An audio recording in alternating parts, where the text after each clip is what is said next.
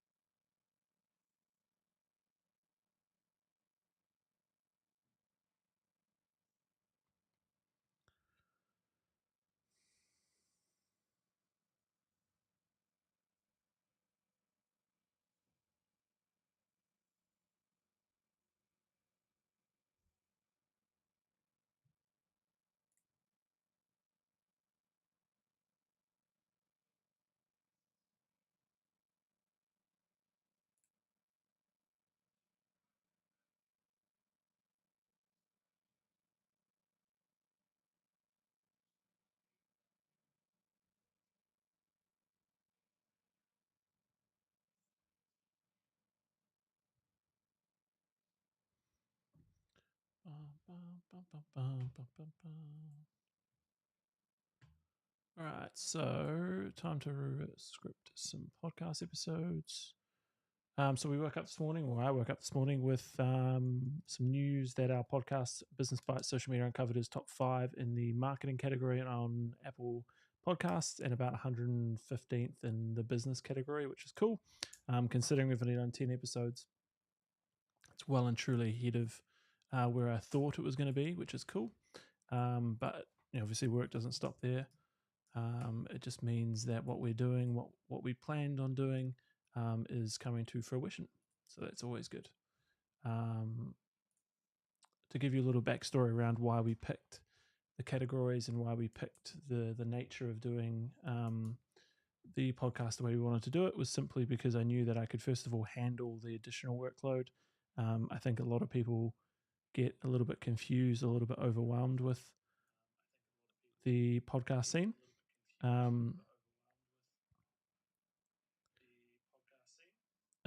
In terms of like they think you have to do an hour, 2 hours, 30-minute, 40-minute episodes.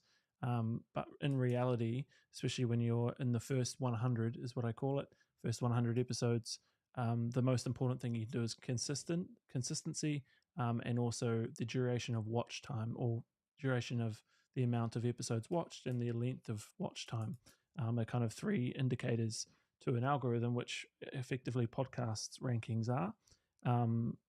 It's all based on algorithms. It's all based on suggestions. So if I can get more people listening to more episodes, therefore the algorithm is going to be more favorable. It's going to get suggested to more people, and therefore I'm going to get more listeners long term. So yeah, that's pretty much how it's played out. I think part of the reason why we're top 5 is consistently all of our different marketing techniques. But at the same time, I think a lot of the people that are listening for the whole duration of the episode, because it's only 4 or 5 minute episodes. It tends to be a lot easier to listen to than a 30 or 40-minute episode where You might be in the car going to work. You might be in the car traveling somewhere. You might be on the train. You might not have that long to commit to an episode. So, although I do like longer episodes, and they will come with guests, I wanted to make sure that when we started off, the episodes were consumable, digestible, and can fit into pretty much everyday lifestyles. They weren't a commitment, like 40 minutes out of your day is a big commitment, and especially when you're within the first 100, which I always say, the first 100 episodes, there isn't a podcast, I believe, until the first 100 episodes. If you can get past that milestone, if you can get past the 25-week mark, which effectively is the cutoff whether a podcast is going to be successful or not. I think something like 85% of podcasts, kind of stop after that or before that 25-week mark. So it's important that I created a system that was manageable, and that can last a long time. Cool. Okay, so we've got how many approvals do we have?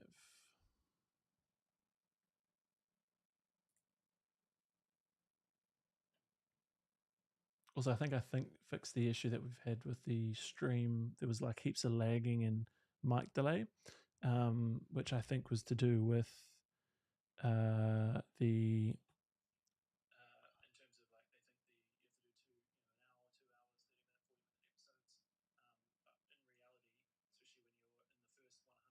first 100, is what I call it. I'm pretty sure I've fixed it. So if you're watching, whether it's on a replay or not, let me know, because it's hard for me to see. I seem like it's normal, but sometimes it's not. So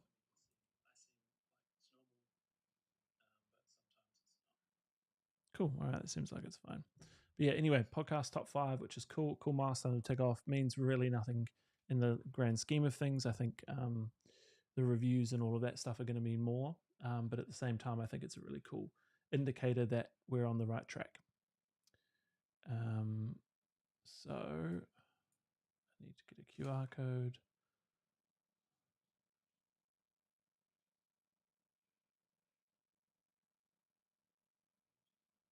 Cool. All right, I need to get the QR code.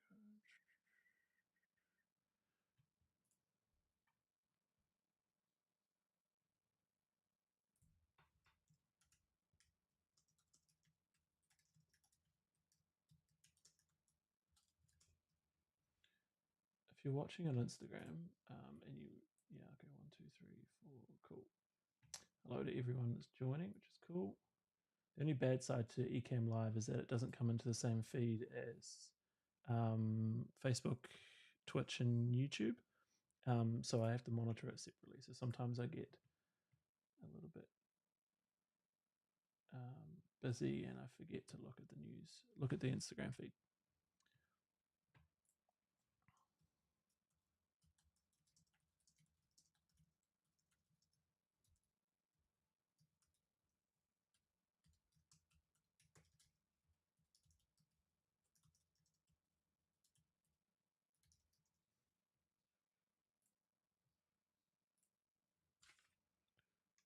PNG.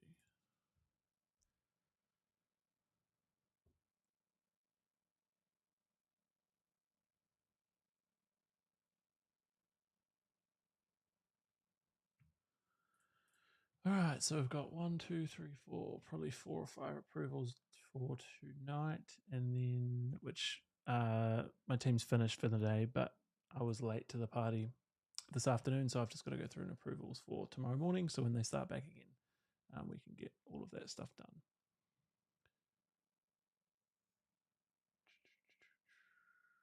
So yeah, hopefully I've fixed that issue with the mic delay. I've played around with it for a bit. I've dropped the quality from. Yeah, cool. I think that is actually fixed. Cool. Yeah, so I dropped the quality just by an inch, by from 4K to 1080, because I think also most platforms are not that downscaler anyway. So if this I guess could be a video question as well.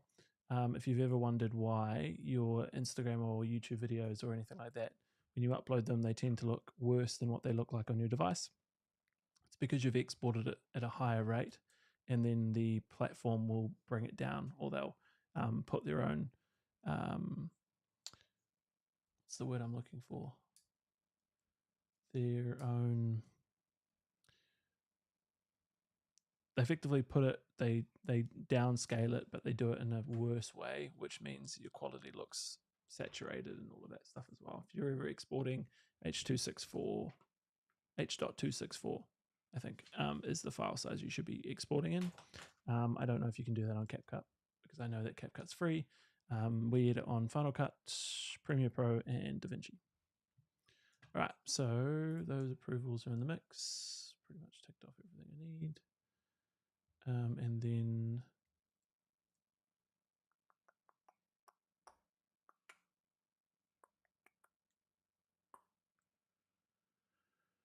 now let's do some.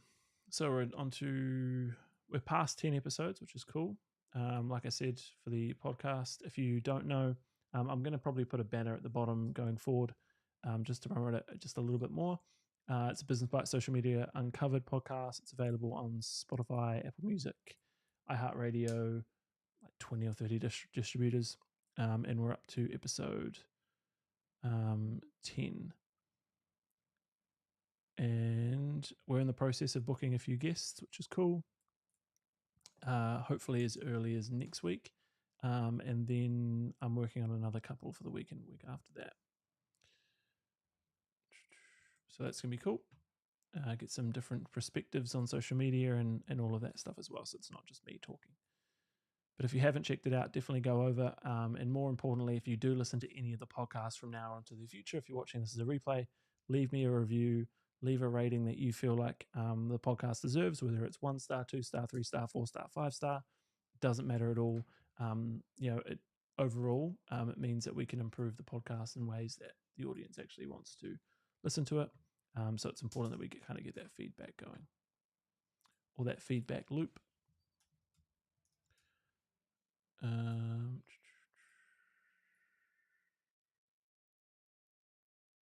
So yeah, I've got quite a lot to catch up on. I've spent quite a lot of the day away from my desk, which sometimes happens, away different parts of Wellington, different people.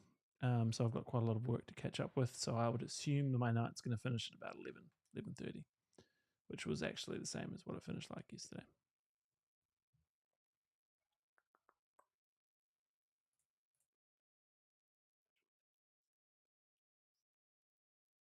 Yeah, that looks way better. Cool. All right, so let's work on some podcast episodes.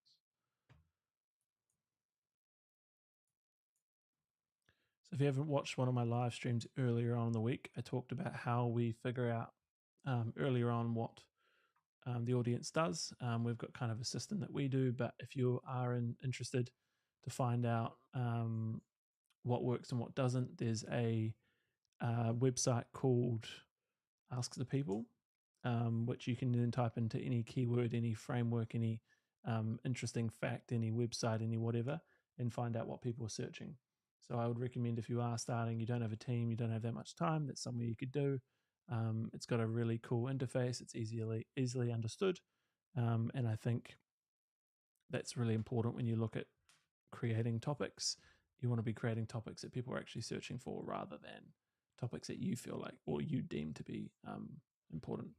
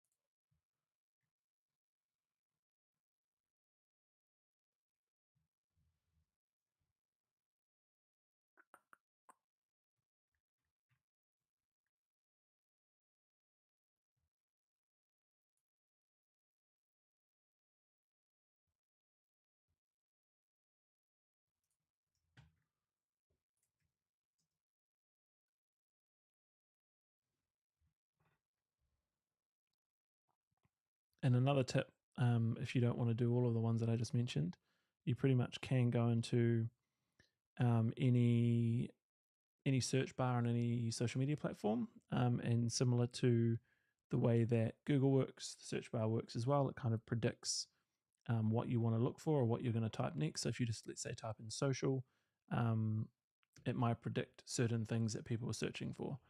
So often that's a good way of starting out.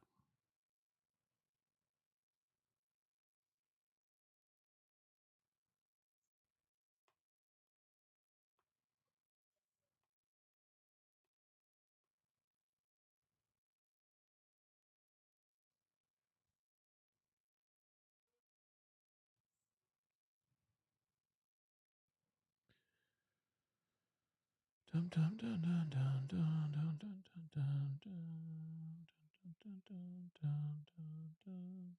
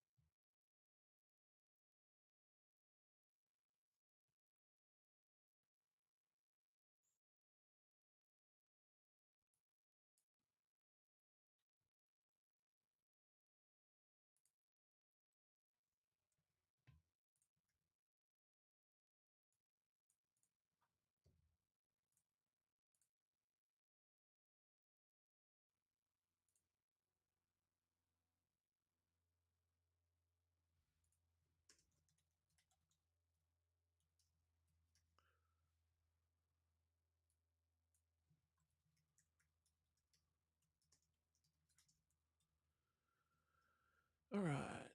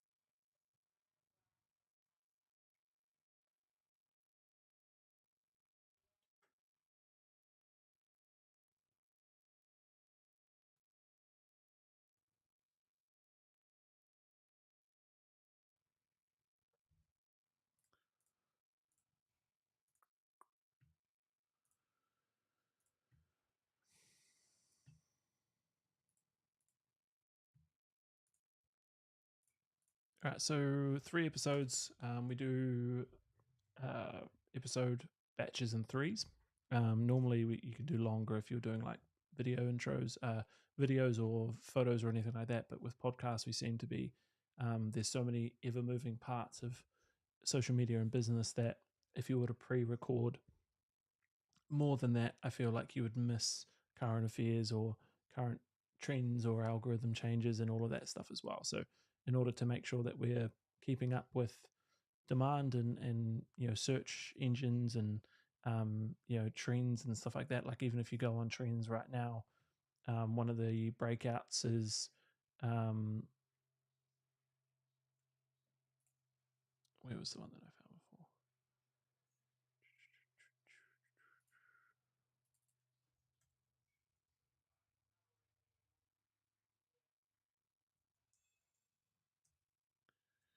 What was the one that I was going to talk about before?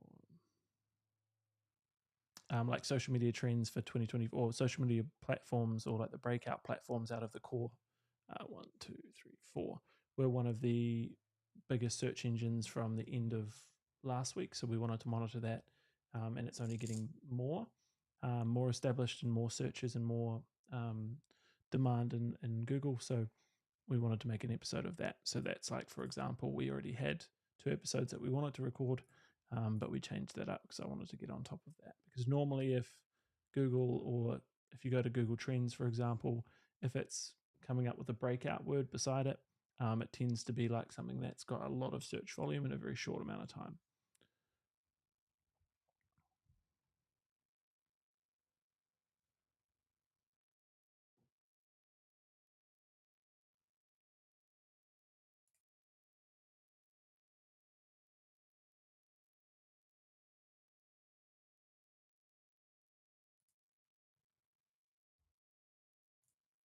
Because, like I said, it's always best to kind of, especially when you're starting off, create content around what people are actually looking for rather than um, what you think or you deem to be important, because obviously when you're starting off you don't have that following or that community, so you don't really have those questions being asked to you, um,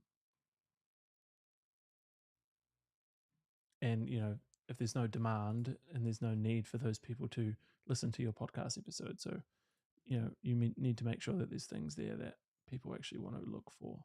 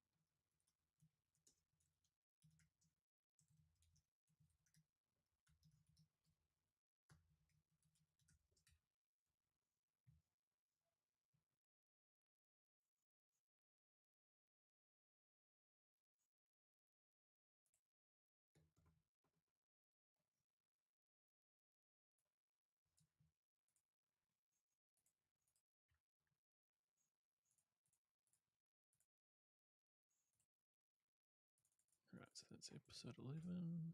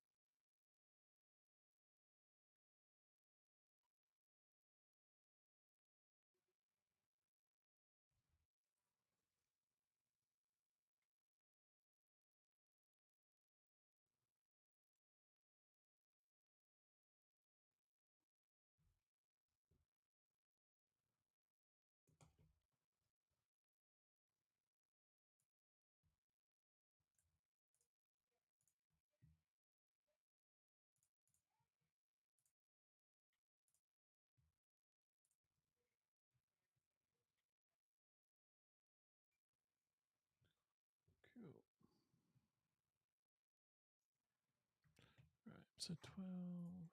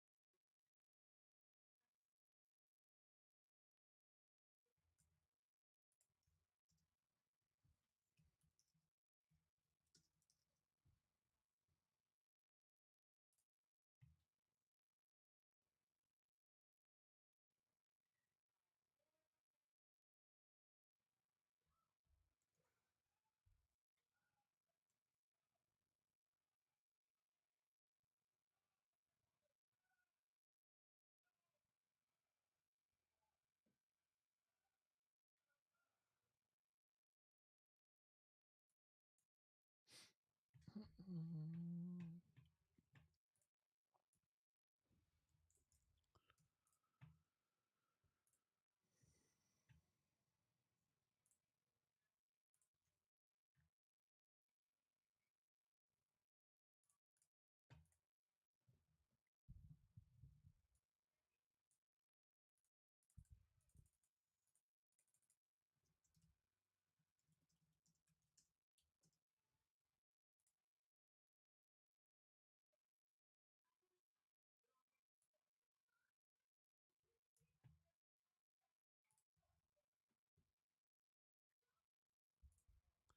Cool. Right. So now that we're over those 10 episode marks, I wanted to try and get the next 3 or 6 episodes around diving a little bit more into intricacies, like, throwing some predictions out there for the remaining amount of years. So, like, what are the social media sites going to be like over the next year or so, based on some data over the last 2 or 3 years, based on trends. Um, the second one I wanted to do is like the future and the past of social media. So, when did social media become prominent? And will social media kind of outlast us all in terms of the traditional ways that we think of social media, especially with things like AI getting in prominently more and more and more established? And then the final one I wanted to touch on was buying personas, and should you be making your social media content or your marketing around buyer personas?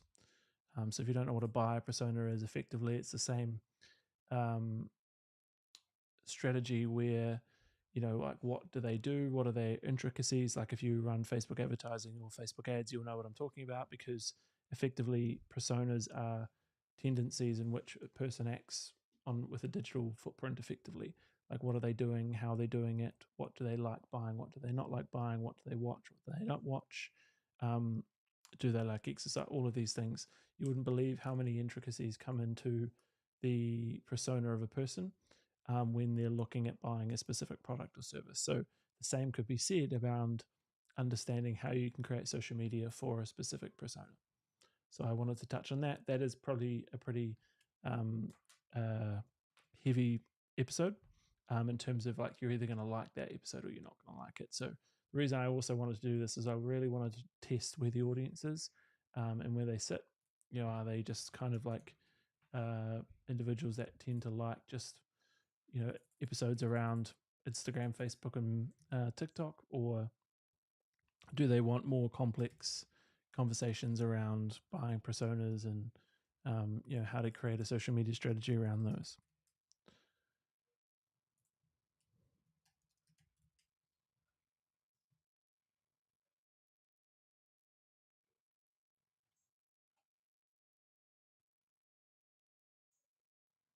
And yeah, I wholeheartedly believe the first 100 episodes, the 100 videos, anything you're doing, 0 to 100 is all testing.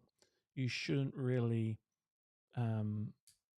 get to a point within those 100 where you feel like you've got an idea of where your audience is, because you need to focus on like where your specific audience lies, where they enjoy their content, whether it's, for example, we did a TikTok Trends 2024 episode yesterday, and it's done more views in less amount of time than the last 3 episodes.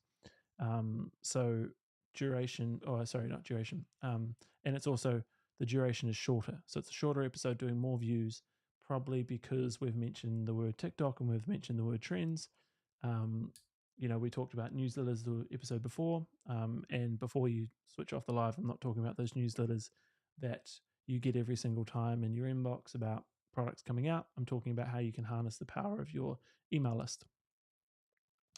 And then, for example, we talked about trending and evergreen content, which is our lowest episode, which is great because I really wanted to get some episodes that absolutely tank, because then I can say, cool, we're going too far into that complex strategy.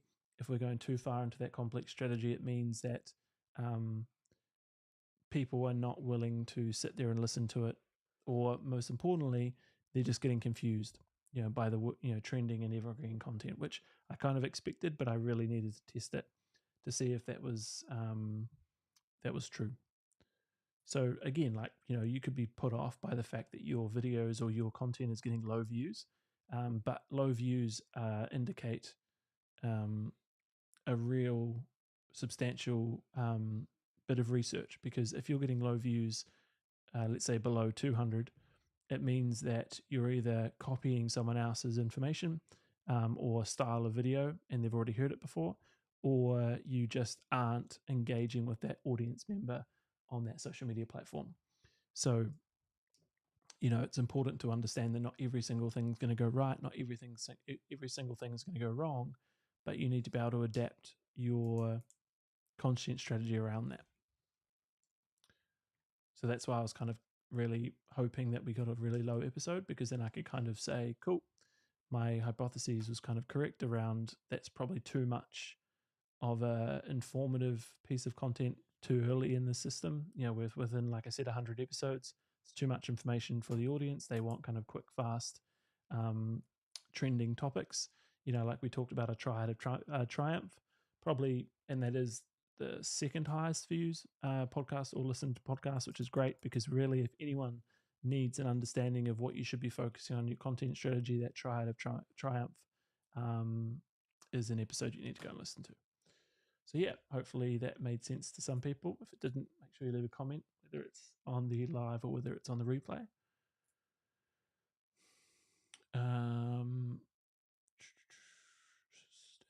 So yeah, Apple Podcast is becoming our biggest platform,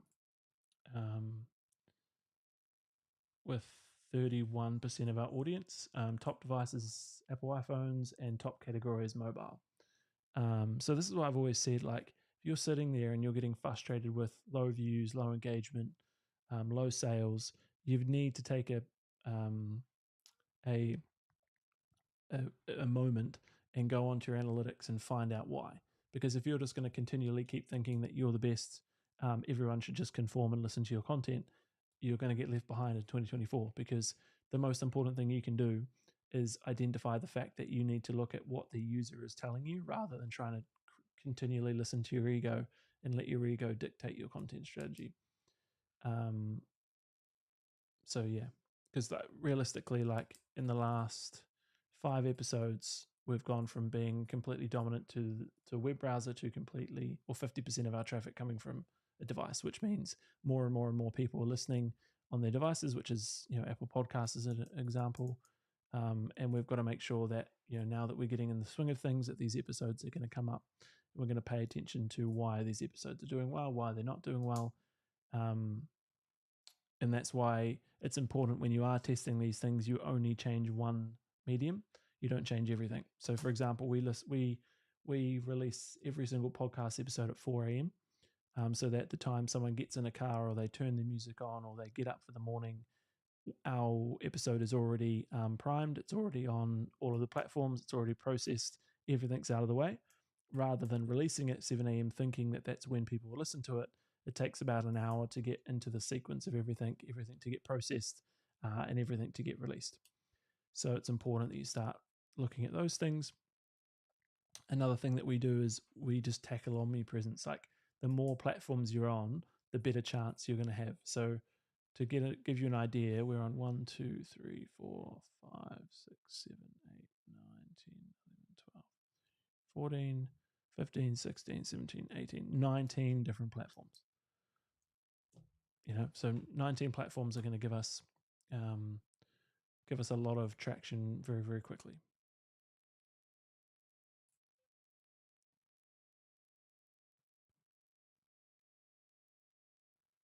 And it's interesting. We just got the podcast put on YouTube, and it's crazy how efficient it is. Like, as soon as you've uploaded the episode, it goes straight into YouTube. It releases it as a video, and it also releases it as a podcast in YouTube Music.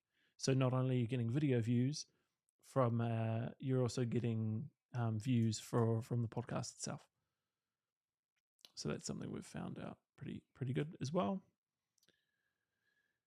We've also made a landing page just for the podcast, which is just businessbytes.co.nz. So that's live now, which means you can get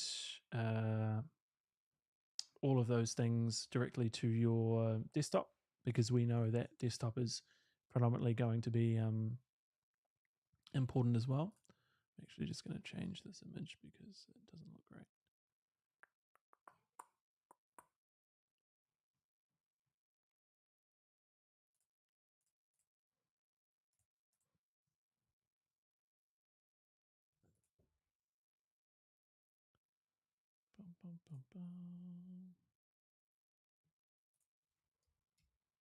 I actually think I like that better.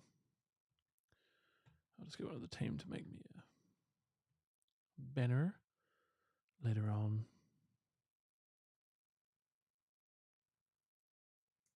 I was actually having a conversation today about monetization as well. So that's obviously a conversation we can have later down the line. But I think so many people don't focus on the way that you can get monetized, because eventually you need to make any business profitable. Like, unless you're doing this out of a kind of charity mindset, which I don't really have come across a podcast that is in that mindset. It needs to be profitable eventually. Like, obviously Facebook went through a period of time where it didn't become profitable for a long time. Every ecosystem becomes profitable eventually. It's just doing it in the right way and right time. So just like we're talking to guests about podcast episodes, we're also talking to sponsors eventually as well. Obviously, sponsors are quite hard to get when you've got low analytics. So we probably will give it, I'd say 3 days, 3 months, not 3 days. Cool. Let's do this.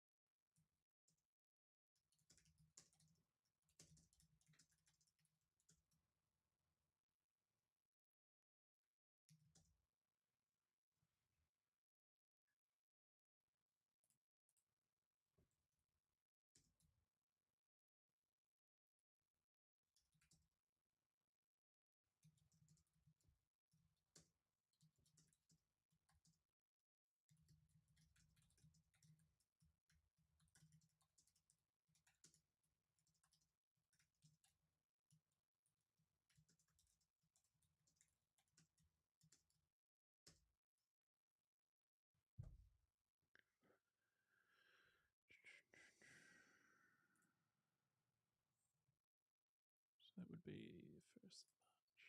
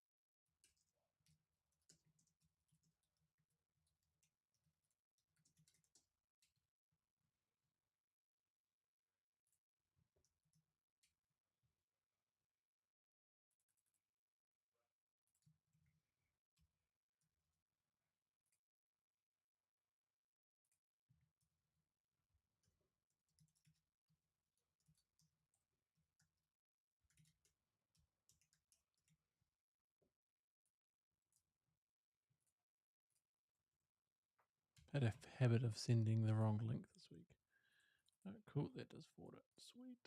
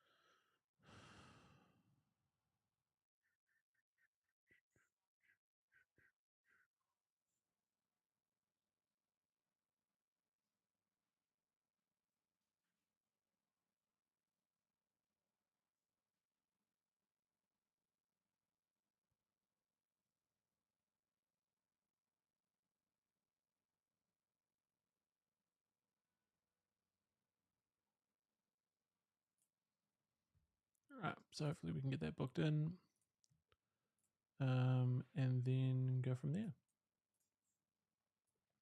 So if that does go through, we should be recording next week. So then the episode will be out the following week, all going well, which will be our first guest.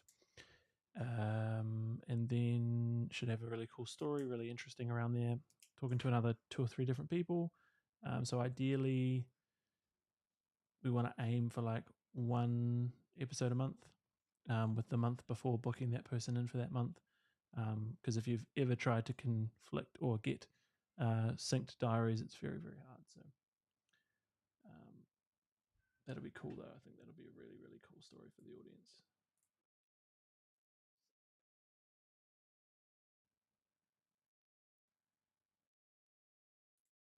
Really cool story.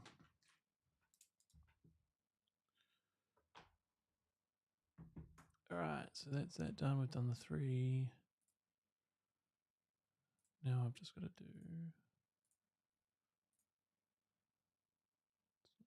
4 hours, 4 hours. Cool. Actually, I just want to check.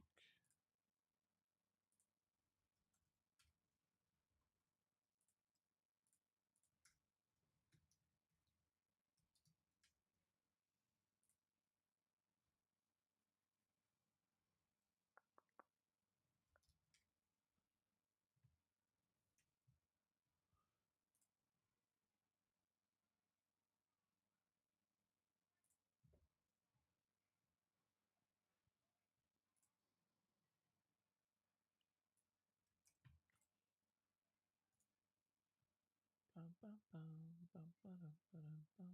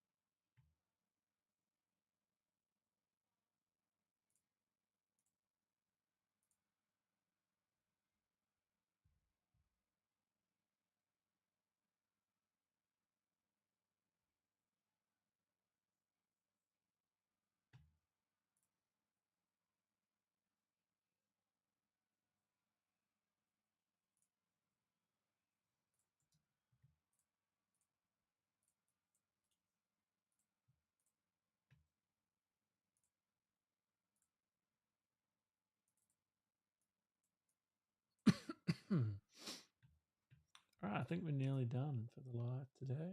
Jumped on for a bit. So if you haven't watched any of the lives before, we're doing a 60-day or 60 stream challenge. So going to turn up 60 times. And I'm really interested. I'm also part and part doing a YouTube video around it. But I'm really interested to see how the algorithm goes, both on YouTube Shorts and Instagram, Facebook. I kind of know about Facebook and Instagram, but I need, I don't need, but the one I really want to test is TikTok.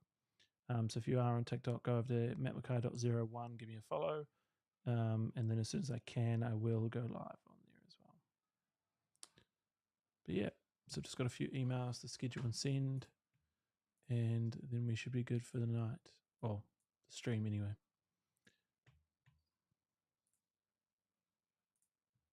Like I mentioned, I'll most likely be going to about 11.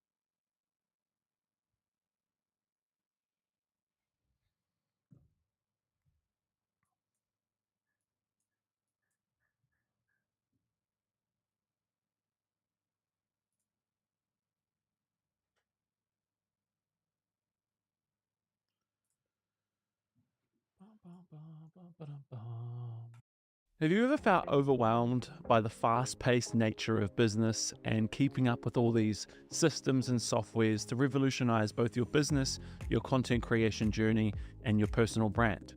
Well, if you've come to this video, you're in luck. What I'm going to do in this video is show you the 3 AI tools that you need to be using in 2023 to revolutionize both your content creation process, your business tasks, and most importantly, revolutionize and streamline your production line within your company or your ecosystem. So if you're not going to adopt AI in 2023, or at least start integrating it into your businesses, you are going to get left behind.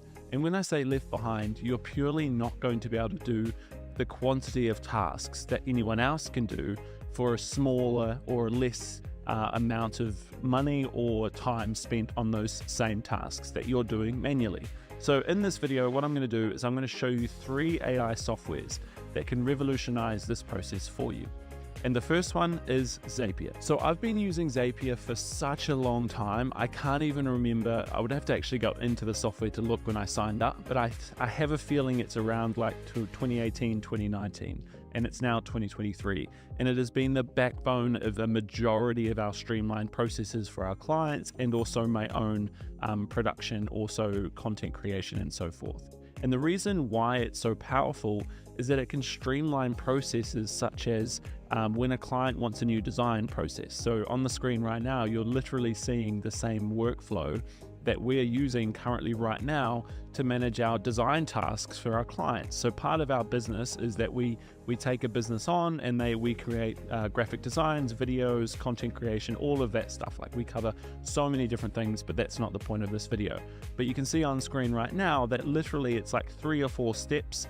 As soon as someone on their Trello board requests the design of whatever it is, it replicates that in our own design board on Trello, so that our designers can instantly start getting started, or at the same time at least give our clients an indication of how long that task is going to take. We normally take in between 1 day to 3 days to get a design task back to a specific client. So the second thing that we use with Zapier, and something that's a little bit more advanced than the first example that I showed you, is an onboarding experience. We have 2 or 3 different variations of onboardings for different types of clients. As you can imagine, onboarding is a super valuable part of how we can help clients scale and then enhance the quality of a customer's experience for this specific client. So you can see on screen right now that we've literally got Stripe, ActiveCampaign, TextMagick, and Google Sheets working simultaneously within the space of about a 5-minute period of time. So as soon as someone starts paying for this specific event for this specific client, it triggers a creation of a contact with an ActiveCampaign. Now that contact is super valuable because a lot of the stuff that we do in email marketing is used with an ActiveCampaign. That's really what we use as the ecosystem of email marketing. And what we do is we create tags, lists, automations, and so forth. So that integration from using Stripe to ActiveCampaign can then trigger nurture flows and so forth within ActiveCampaign itself. We then also create a contact within TextMagick. TextMagick is our text SMS marketing services provider that we use. We've used them for years and they've been awesome. And then what we actually do is we send a message within TextMagick just confirming that they've made that payment, because there is this window of scarcity for that client when they've made a purchase. So we just really confirm that. And then what we do is we just update the Google Sheet for the specific client so they can see how many paid attendees they've had within this event. Third and finally, bringing it all together, another 3-step process here in Zapier, and it's to do with creating testimonials or creating social media content for this specific client. So what we do in this sequence is we use Google Forms, Slack, and Trello again. So Trello is one of our biggest CRMs in terms of the way that we use for client and seeing all their designs. It's really simple because as soon as a client is ready to leave or ready to finish, they can keep that Trello board and everything is in one place. You don't have to worry about all these emails and so forth. And another thing is it's just really easy to use on both mobile and on desktop. So this specific one, we use Google Forms. So we ask specific questions to the attendees of this specific event. We get all the information that we can use for both written testimonials, video testimonials, and we can create really cool nurture campaigns and social media content for this specific client.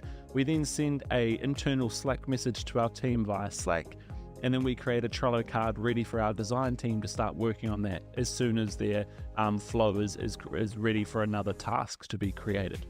So there you can see in 3 different examples, very broad terms and very broad kind of nature, how powerful Zapier can be. And literally, guys, most of these tasks take about 5 to 10. And on average, I think we do 800 to 1,000 zaps a week. And in order for that to happen efficiently and effectively, and to manage the amount of clients that we have and manage the amount of people that we work with, Zapier is an integral part of our ecosystem, and one of the really cool ways that AI is revolutionizing the way that we can use technology and systems going forward in 2023. So the second piece of AI technology that has adapted the way that we personally work within our agency, but at the same time, I feel like you can get massive value for if you're watching this video and you want to start creating a lot of social media content in 2023, is Jasper. Now, everyone talks about ChatGPT and hardly anyone talks about Jasper and the power that they bring to the table. Now, they both use the same kind of networks and the same systems. They're just different companies in general. I've been with Jasper for a very, very long time. I've been through their rebranding process. I've been in their masterminds and so forth, and I absolutely love what they do as a company. I'm really, it's an integral part of how we operate and how we create content and really cool ways to help our clients create content for themselves. So Jasper is effectively an on-brand AI content creator for your business. It really replicates how you talk as an individual. They released something just recently called Brand Voice. So the more data you give this machine, the better it's going to be and the more on-brand it's going to be for your business and your content creation going forward. So don't feel like you're going to put all of these different kind of informative pieces of information into different parts of Jasper, and it's just going to spare out something that someone can easily feel like it wasn't you that's writing. But obviously what you've got to remember, like any machine, the more information you feed it, the better outcomes it's going to be. So what I'm going to do is I'm going to show you 3 of the best prompts that you can use within this software. And if you want links to any of this, guys, Zapier and Jasper, all you have to do is click the bio of this video and there's a link directing it to you. You don't have to sign up to it, but it's really just if you want more information outside of this video. So the first one that I would go to is TikTok captions. The reason being is that I feel like people still don't really understand the power of TikTok, the SEO capabilities, and how I feel like in the next 4 to 5 years, TikTok is going to replace Google in terms of the primary search engine. More people want video, informative ways to create things like meals and so forth, rather than just reading a recipe on a Google landing page of some sort. So what you can do is literally, like, I've put one already in here from a previous video that I made, and it's literally saying coming out of my YouTube hibernation in good times after seeing and in good time after seeing Rode has released another game-changing product. So, and then what I do once I've finished that segment is I just literally put in the tone of voice. Now the tone of voice is going to be really important to how you want this piece of content to translate. And then obviously if I want to include any keywords, I can. So if I just generate that, now most important you've got to realize is that this is not perfect. The editing phase starts now. So on the right hand side, you can literally see it just outputs 3 pieces of content. You can change that by the bottom of the screen. You can put 10 or whatever. The smaller amount, the better quality, what I've found anyway. And I've used this piece of software for years. So you can see on the right hand side, you could take any of those if you want to, but remember, it's all about the editing. You've still got to do the work. This is not going to complete 100% of the task. Your expertise is why you've got yourself in this position, so you've still got to put that. But a lot of the legwork, you can see how quickly that was. It was probably like 20 seconds, right? So that's why it's super important to realize that, hey, these little tasks of writing descriptions, keyword optimization, SEO, and so forth, that's good. Let AI do that, right? Like you can employ someone that's an SEO specialist, but why not get AI to do it? So you can actually start seeing how you could probably replicate things in your business. I'm not saying going out and firing people, but for those smaller brands or smaller businesses or the one-man bands, this piece of content is going to be super powerful for you. This piece of software is going to be super powerful for you. So it's going to be really important that you can start taking notes, and I'm hoping you're enjoying this so far. All right, so the second tool that I would suggest using in Jasper is something called One-Shot Blog Post. And the reason why I suggest this is because majority of businesses are not understanding the importance of having blog posts. People consume content, and most importantly, at the moment, while we're making this transition from Google to TikTok in terms of the search engine, you've got to play the game, and the game is having SEO keywords within your website so that Google can recognize you as an expert. So the one-shot blog post is a really simple tool for the majority of you guys there. Again, like I'm saying, and I've repeated myself over and over again, this is not going to do 100% of the job. You've still got to edit, you've still got to proofread, you've still got to put your own kind of 2 cents in terms of making sure it's yours and your brands.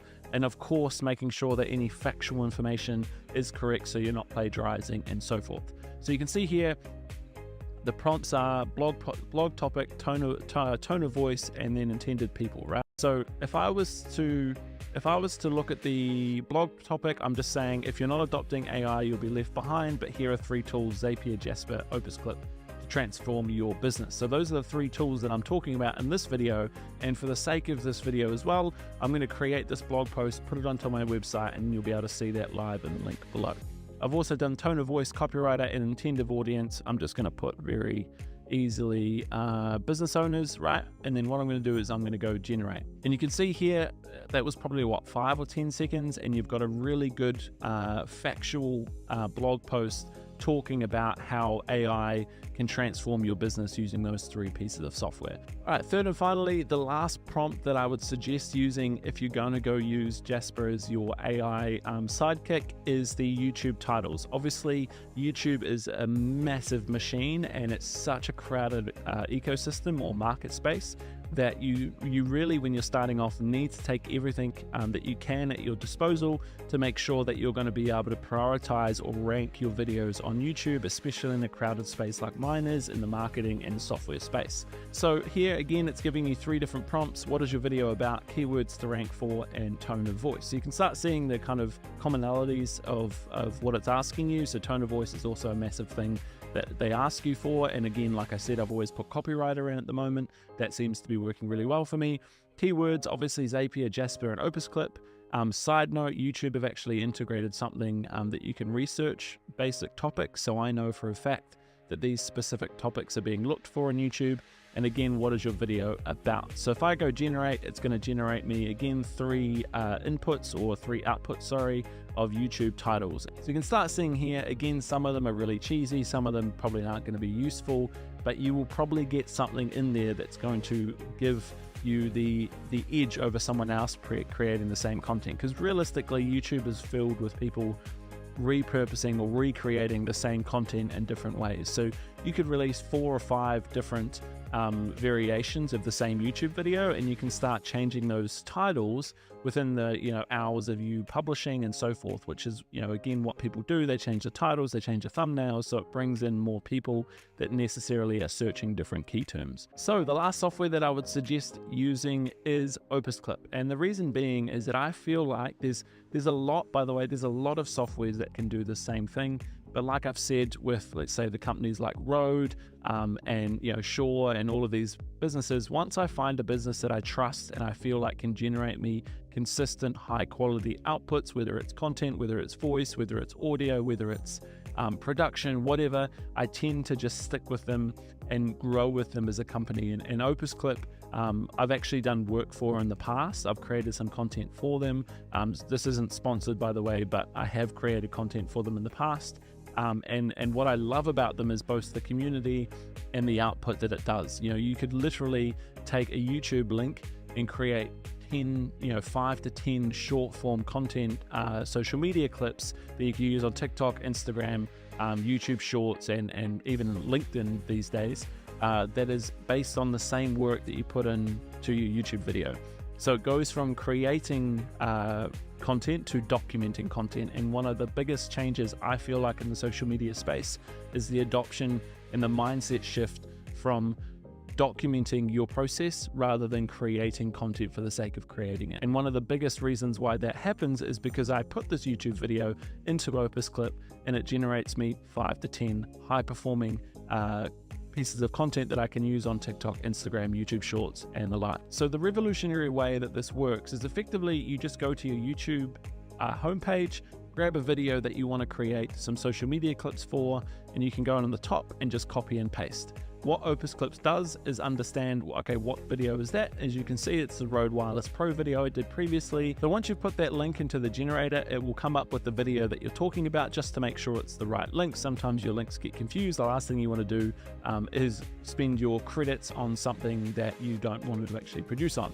So you can see here that it's the Rode Wireless Pro video I did previously. And the cool thing is there's something called processing time frame. This processing time frame means that you can effectively say, okay, for 40, like for this example, I have a 12-minute video, but let's say you have a 30-minute video. Let's say you know subconsciously that about 15 minutes, there's a lot of clips that I wanted to get out, especially, let's say, for example, a podcast, which Opus Clip is great for. So then you would just go, okay, I want it to go from the first 15 minutes, so 0 to 15 rather than 0 to 30, and that saves you some credits. You can also say your preferred clip length. So obviously some platforms like TikTok have longer duration ability to upload. So TikTok, you can do 10 minutes. Instagram, you can do 90 seconds. Facebook Reels, you can do 90 seconds. YouTube Shorts, you can do 60 seconds. So you can see how there's no point creating longer form content like 90 to 3 minutes if you want to produce it on all platforms. You want to have that sweet spot maybe between 60 to 90 seconds just so that you can repurpose that content on all platforms, which I highly suggest doing. Finally, it gives you a topic filter. It means that you can keywords like I talked about before. I want this one, for example, to prioritize anytime I say road, anytime I say wireless, and anytime I say pro, because obviously that's talking about a specific topic. If I was to do it for this video, I would do it for Jasper, Zapier, and Opus Clip, because that just gives the AI system within Opus Clip the ability to go, okay, let's prioritize anytime they say this specific keyword, which kind of reduces the amount of clips you might get, but increases the quality of those clips as well. So once you've done that, all of that, you can just say get clip. So you can see here, the first one is 99, which is great. I would probably automatically download that, but you can actually just preview it. You can see it's 44 seconds, so that fits into my framework on majority of platforms. You can see the second one is 92. You can see the difference from 92 to 85, and it actually explains why that is. And that's really cool because obviously the everyday person going into this, and let's say you're just starting a social media journey, or you're creating some UGC clips, or you're creating some clips for, let's say, a client, and you want to be able to sell this for a service, you'd be able to go and say, okay, well, these ones are going to do really, really well because of X, Y, and Z, and these ones aren't because of X, Y, and Z. It's a really good coaching point. It's a really good self-reflection point because you can just internally learn about how you're presenting and how you're creating content for yourself. And obviously, if I want this, I can just go download, and it will download in HD. When I say HD, I mean 1080p. So there you have it. In this video, what I've done is I've shown you 3 different AI tools that are going to revolutionize the way that you create your social media content for yourself, your brand, your business, and your portfolio. Whether you're trying to sell this as a service, whether you're trying to revolutionize and streamline your production line, or whether you're just trying to get better at creating content in 2023, this YouTube video was the YouTube video that hopefully answered a majority of your questions. Of course, if you have any questions, comment down below. I've loved the feedback from my videos since being back on YouTube, and it's been a pleasure creating content in a way that can naturally resonate with the audiences that watch this. If you have loved this video, please make sure you hit that subscribe bell, hit that notification so that every time I post, you're going to get a notification. It helps with the algorithm, it helps my channel grow, and most importantly, I'll see you guys in the next video.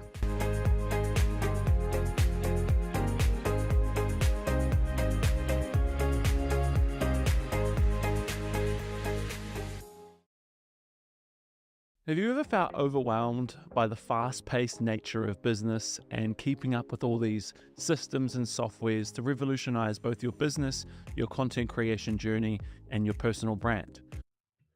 Alrighty, I'm going to call the stream there. I've got to do some recording and some voiceovers, so I haven't really thought of a way to do that while also doing it on live. I probably need another mic, so I have to wait a while for my setup to expand to that side of things. So I'm just going to call it and tune in tomorrow. Like I said, I'm doing a 60 stream challenge, so just really want to see how the analytics change over the 60 days. If it's going to improve or if it's going to stay the same, depending on how often I go live. Obviously, I go live to Facebook, Instagram, Twitch, and YouTube. So YouTube, all of them are vertical, but YouTube Shorts are promoting vertical live streams a lot more than they are from the horizontal space. Instagram Live and obviously Facebook Live. And then I'm also trying to get to 1,000 followers on TikTok. So if you are on TikTok, go to mattmackay.01. Whether you're watching this live or on the replay, give me a follow. And as soon as I can get on live there, I will. It's the only platform I can't go live onto at the moment. So pretty frustrating, but we'll get there in the end. Otherwise, any other questions, let me know, and I'll see you guys tomorrow.